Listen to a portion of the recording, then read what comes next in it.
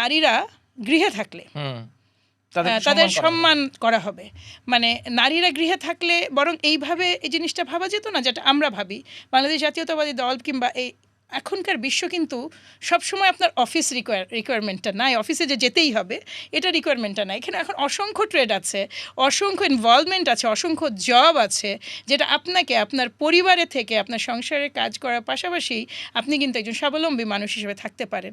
সেখানে আপনি তো এই ধরনের রেভিনিউগুলো খুলে দিবেন, কারণ আমাদের নারীদের তরুণদের জন্য আপনি প্রশিক্ষণ, তাদের জন্য চাকরি, তাদের জন্য কর্মসংস্থানের ব্যবস্থা করতে পারলেও আমাদের নারীরা ভাবুন তো 40-50 পর্যন্ত যাদের বয়স, তাদেরকে কি আপনি এই যে মানে রোড টু $1 ট্রিলিয়ন ইকোনমি, তাদেরকে কি বসিয়ে রেখে আপনি এটা করতে পারবেন না? তো আমাদের তো তাদের জন্য পরিকল্পনাটা ভিন্ন। আমরা ভেবেছি তাদেরকে তাদের পর্যন্ত প্রশিক্ষণ পৌঁছে দেওয়া, তাদের ঘর পর্যন্ত, এবং তাদেরকে ঘরে রেখে আমরা কর্মক্ষম করতে চাই, ঘরে রেখে সম্মানিত করা। মানে এটা ইন আ ওয়ে আমার কেন যেন মনে হয় যে মানে এটা মানে আপনাকে বলা যে it is better to stay at home.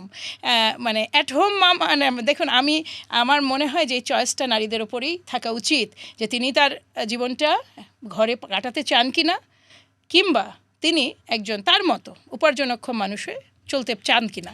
এই চয়েসটাতে যখন আপনি এইভাবে কথা বলবেন, যেমন আপনি বলছেন যে রানী বানিয়ে রাখুন, কামলা না, এটা নিয়েও আবার কঠিন সমালোচনা হয়েছে ওনার এই কথাটা নিয়ে। অনেকেই বলছেন যে চাকরি বাকরি যারা করছেন তাদেরকে মিন করেছেন। আমি আসলে কনফিউজ যে কী দরকার আপনার নারী নিয়ে, যদি আপনি কোনো সুস্পষ্ট দিক নির্দেশনা দিতে নাই পারেন, আপনি এত প্রিমিটিভ কথাবার্তাগুলো বলারই তো প্রয়োজন না। এই জিনিসগুলো আমাদেরকে ভীত করে।